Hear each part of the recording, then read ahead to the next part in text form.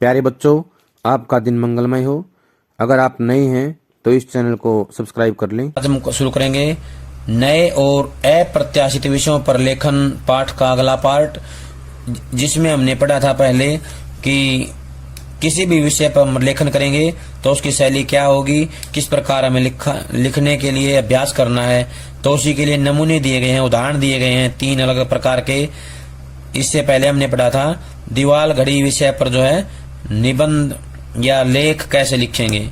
दीवाल घड़ी विषय पर यहाँ पर 3 नमूने दिए गए हैं। इन 3 नमूनों को देखकर यह बात आपके मन में साफ हो जाएगी। पहला है दीवाल घड़ी पर पहला नमूना। उसे देखते ही किसी फिल्म का एक खूबसूरत सादृश्य याद आता है। घड़ियों की एक दुकान में नायक नायिका की मुलाकात होती है। हर तरफ भांति भांति की घड़ियां टंगी हैं। 12 बजने ही वाले हैं। ज्यों ही नायक कुछ कहना चाहता है और वह कुछ बड़ा ही मानीखेज है। घड़ियों की सुइयां 12 पर पहुंच जाती हैं और एक एक कर सारी घड़ियों से 12 बार घंटी बजने की आवाज उठने लगती है। अगले कुछ सेकंड तक ऐसा संगीतमय शोर गूंजता रहता है कि नायक हकलाकर चुप रह जाता है। घड़ियों ने मानो उसका मंच ही छीन लिया हो। फिर नायक नायिका दोनों इस मधुर विडंबना पर मुस्कुराते हुए एक दूसरे को देखते रह जाते हैं।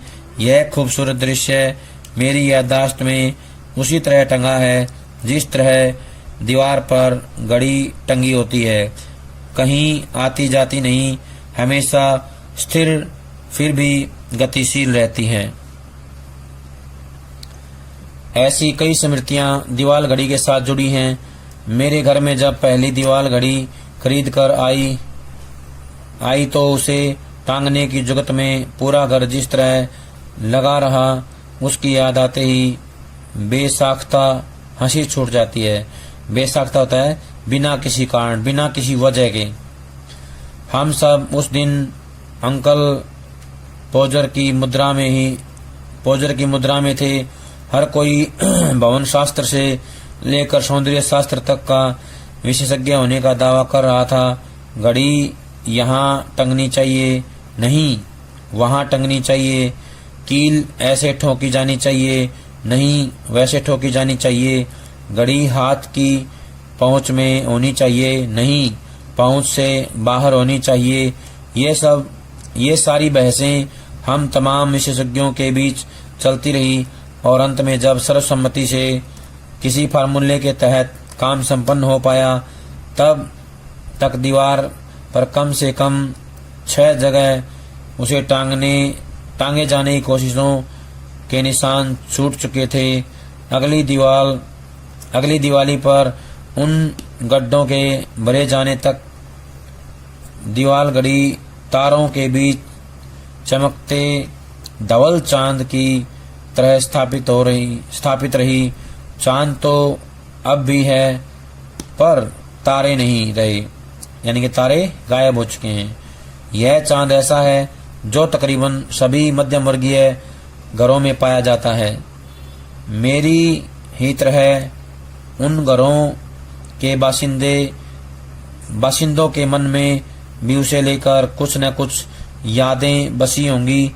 यह कितना अजीब है कि जो प्रतिक्षण समय के बीते जाने पर टकटकी लगाए रखता है, वही स्मृतियों के रूप में हमारे भीतर समय को कहीं स्थिर भी कर देता है।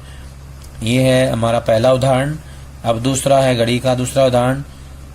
वह मेरे ठीक सामने है, एक साफ सुथरी दीवार पर कील के सहारे टंगी हुई। कील दिखती नहीं, इसका मतलब यह है कि कील पर उसके टंगे होने का कोई प्रत्यक्ष प्रमाण उपलब्ध नहीं है, लेकिन तर्कशास्त्रियों ने तो तर्कसंगत अनुमान को भी प्रमाण की ही श्रेणी में रखा है। इसलिए तर्क पर आधारित यह अनुमान बिल्कुल निरापद है, यानी कि बिल्कुल निरर्थक है कि घड़ी कील के सहारे टंगी है। वह अपनी जगह बिल्कुल स्थिर है, पता नहीं कब से, लेकिन चल रही है। उसके कांटों में एक अनवरत चक्रीय गति है। चक्र या वृत्त की न कोई शुरुआत होती है न उसका अंत होता है। इस तरह इन कांटों की चक्रीय गति हमें बताती है कि समय अनादि अनंत है। घड़ी को दीवार के आसन पर बिठाकर मानो यही बताते रहने का जिम्मा सौंप दिया गया है कि समय लगातार बीत रहा है पर खत्म होने के लिए नहीं। यह विरोधाभास सा लगता है ना। किसी झुके हुए मर्तमान से लगातार पानी गिर रहा है पर न पानी कम होता है न मर्तमान खाली होता है। गौर करें तो यह विरोधाभास नहीं है।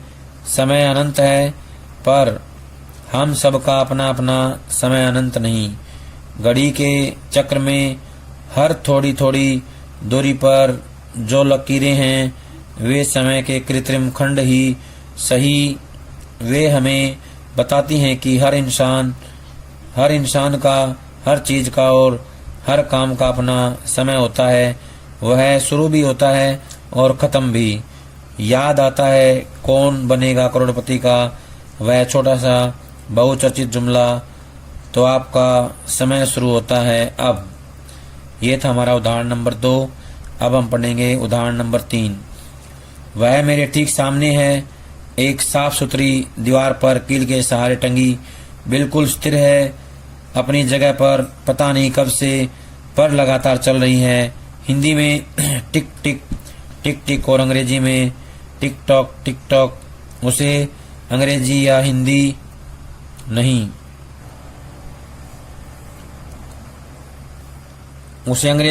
नहीं आती पर दोनों तरह के भाषी उसकी पदचाप को अपने अपने तरीके से सुनते हैं। ठीक वैसे ही जैसे कुत्तों को अंग्रेजी या हिंदी नहीं आती पर अंग्रेजी समाज के लिए वह बाऊ बाऊ करता है और हिंदी समाज के लिए भों भों। टिक टिक या टिक टॉक की पदचाप के साथ लगातार चलायमान यह घड़ी सामने की दीवार पर एक खूबसूरत सी बिंदी के समान दिख रही है। कमरे की चारों दीवारों पर कहीं भी और कुछ नहीं है, न कोई पेंटिंग न कैलेंडर। ऐसे ही इस गोलाकार घड़ी का वजूद सिर्फ उपयोगितावादी नहीं लगता, वह खूबसूरती के लिए भी है। दीवार की हल्की पीली रंगत के साथ उसका भूरा रंग एक नयना विराम कंट्रास्ट रचता है और उसकी अनथक चलती सुइयां दीवारों की स्थिरता के बीच एक जीवंत स्पंदन भरती हैं। दीवारों की खामोशी और स्थिरता के बीच वह ऐसी दिखती है मानो कोई बच्चा चुपचाप बैठे रहने की सजा निभा रहा हो पर उसकी आंखें लगातार बोल रही हों। हाँ, वह बोल रही है, न अंग्रेजी में न हिंदी में, बल्कि एक ऐसी जबान में जिसे इस धरती पर रहने वाला हर समझदार इंसान समझता है। कुछ ज्यादा नहीं है उसके पास कहने के लिए। वह तो सिर्फ इतना कह रही है कि वक्त किसी के लिए नहीं ठहरता। बात बड़ी है, भले ही इस घड़ी की सुइयां मेरी कलम के आकार से ज्यादा बड़ी न हो। बस एक चीज अखरती है, लगाने वाले ने उसे ऐसी जगह लगाया है कि उसे देखो तो खिड़की की तरफ पीठ करनी पड़ती है। काश ऐसा न होता। इन नमूनों में से पहला मुख्यतः स्मृति आधारित है।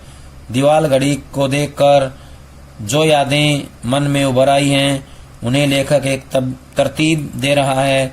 तरतीब देने के सिलसिले में ध्यान इस बात का रखा गया है कि वे स्मृतियां पाठक को दिलचस्प जान पड़ें। साथ ही यथासंभव उन स्मृतियों से कहीं से एक दो वाक्यों में ऐसा निचोड़ निकाला जाए कि वे किसी सामान्य सत्य यानी एक बड़े धरातल पर अनुभव किए जाने वाले सत्य की ओर इशारा करने लगें। दूसरा नमूना दार्शनिक मिजाज का है। यहाँ लेखक दीवार घड़ी को देखता है और रोजमर्रा की छोटी मोटी चीजों से ऊपर उठकर कुछ ऐसे गंभीर प्रश्नों की ओर उन्मुख हो जाता है जो उस घड़ी के साथ एक क्षीण तंतु से जुड़े हैं। तीसरा नमूना मुख्यतः अवलोकन आधारित है। सामने की दीवार पर एक घड़ी दिखती है और उसकी खूबसूरती, गति, आवाज, टंगे होने का अंदाज, ये सारी चीजें लेखक की टिप्पणी का विषय बन जाती हैं। टिप्पणी में स्थिति का बयान करने के साथ साथ वह अपनी राय भी जाहिर करता है और इनके द्वारा अपने लेखन को सपाट विवरण बनने से बचाता है। कहीं एक दो वाक्यों में निचोड़ के तौर पर किसी सामान्य सत्य को प्रतिष्ठित करने की पद्धति यहाँ भी अपनाई गई है। तरीके और भी हो सकते हैं। मसलन किसी ज्वलंत सामाजिक सांस्कृतिक प्रश्न पर लिखना हो तो आप तथ्य और उसका विश्लेषण प्रस्तुत करने की पद्धति अपना सकते हैं। किसी खास जगह के दृश्य यानी कि मेरे मोहल्ले का चौराहा को करना हो तो आप कल्पना में उस दृश्य को उपस्थित मानकर चल कैमरे की तरह अनेक ब्यौरों को समेट सकते हैं। किसी प्रवृत्ति या चलन पर लिखना हो तो उसके गुणावगुण पर तर्कपूर्वक विचार कर सकते हैं। ये तरीके पिछले 3 नमूनों के लिए अपनाए गए तरीकों से जुदा हैं, यानी कि अलग हैं। कहने का मतलब यह है कि आप अपनी सुविधा और विषय की मांग के अनुसार अपने तरीके का चुनाव कर सकते हैं। अगर आपके सामने विषय है जातिवाद का जहर, तो जाहिर है कि आप कल्पना की उड़ान वाली शैली नहीं अपनाएंगे। यह एक ज्वलंत सामाजिक मुद्दा है जो आपसे ठोस विश्लेषण और स्पष्ट राय की मांग करता है, तो इस विषय के साथ आपका बर्ताव शायद कुछ इस तरह का होगा। जातिवाद का जहर जीवित शरीर को मौत की नींद सुला देता है और अगर शरीर की प्रतिरोध क्षमता के कारण वह ऐसा न कर पाए तब भी शरीर की व्यवस्था में भयंकर उथल पुथल मचाकर उसे अशक्त और बीमार तो बना ही देता है, अशक्त तथा कमजोर। मानव समाज के जीवित शरीर में जातिवाद ने ऐसे ही जहर का काम किया है। हमारे जिन पुरखों ने कर्म के आधार पर वर्ण तय किए थे, उन्होंने सोचा भी नहीं होगा कि कल को यह विचार जन्मना जाति व्यवस्था में परिणत हो जाएगा, यानी कि बदल जाएगा, और इसके चलते गर्भ में शिशु के आते ही उसकी नियति तय हो जाया करेगी।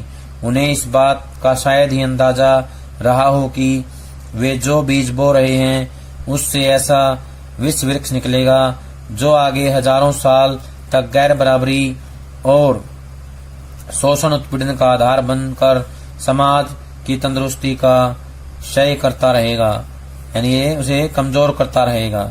आज हम बड़े बड़े औद्योगिक संयंत्रों, तीव्र गति वाले परिवहन साधनों, स्वचालित उपकरणों, कंप्यूटर और इंटरनेट के युग में जी रहे हैं। फिर भी जन्म के आधार पर कुछ लोगों को अपना और कुछ को पराया मानने, कुछ को बड़ा और कुछ को शूद्र मानने की सदियों पुरानी परिपाटी कायम है।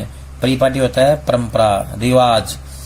आए दिन अखबारों में इस तरह की खबरें पढ़ने को मिलती हैं कि फला गांव या कस्बे में किसी प्रेमी युगल को इसलिए मार डाला कि उन्होंने अलग अलग जातियों से आने के बावजूद साथ जीवन बिताने का सपना देखा। ऐसी खबरों का दोहराव होने में भी ज्यादा अंतराल नहीं आता है कि किसी गांव में एक जाति विशेष के टोले पर दूसरी जाति के लोगों ने हमला कर दिया और महिलाओं, बच्चों समेत बड़ी संख्या में लोग मारे गए। यह कहना गलत न होगा कि जातिवादी तनाव हमारे रोजमर्रा के जीवन का हिस्सा बन बैठा है। जो चाहे, जो गाहे बगाहे अपना चरम रूप धारण कर लेता है और अपने तांडव में कितनी ही जिंदगियों को उजाड़ देता है। सामान्य रूप से यह माना जाता है कि आधुनिक लोकतंत्र ऐसी मानव विरोधी परिपाटियों के वजूद को मिटा डालता है, पर हमारे यहाँ मंजर ही उल्टा है। हमारे लोकतांत्रिक चुनावों ने जातिवादी भावनाओं को और गहरा बनाने का काम किया है। अलग अलग जातियां राजनीतिक दलों के वोट बैंक में तब्दील हो गई हैं। ऐसे में कोई उम्मीद भी कैसे कर सकता है कि यह लोकतंत्र जातिवाद की जड़ों पर प्रहार कर पाएगा। राजनीति में जब जातिगत आधारों पर गोलबंदियां होती हैं, तब स्वाभाविक है कि हमारे गली मोहल्ले, हमारे काम के स्थान, हमारे शिक्षण संस्थान इत्यादि भी इस तरह की बंदियों से मुक्त नहीं होंगे। जिस तरह हमारे शरीर में प्रवेश करने वाला जहर धमनियों में दौड़ते खून की मदद से अंग प्रत्यंगों तक पहुंच जाता है, वैसे ही जातिवाद का जहर समाज के हर अंग को अपनी जकड़ में ले चुका है। पर इस समाज की जिजीविषा अद्भुत है।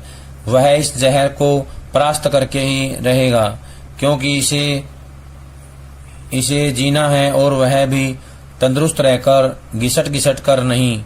जातिवाद से फायदा उठाने वाले लोग मुट्ठी भर हैं और उसका नुकसान झेलने वाले बहुसंख्यक। इस बात को समझने के संकेत हिंदुस्तान की जनता देने लगी है। जिस दिन उसकी सोच पर पड़े सारे झोल को चीर कर यह बात साफ साफ दिखने लगेगी, उसी दिन इस मारक विष का सही उपचार शुरू हो पाएगा, यानी कि सही इलाज हो पाएगा। प्यारे बच्चों, आज जो काम करवाया है सभी इसको कापी में लिख करके याद करेंगे। सभी का बहुत बहुत धन्यवाद।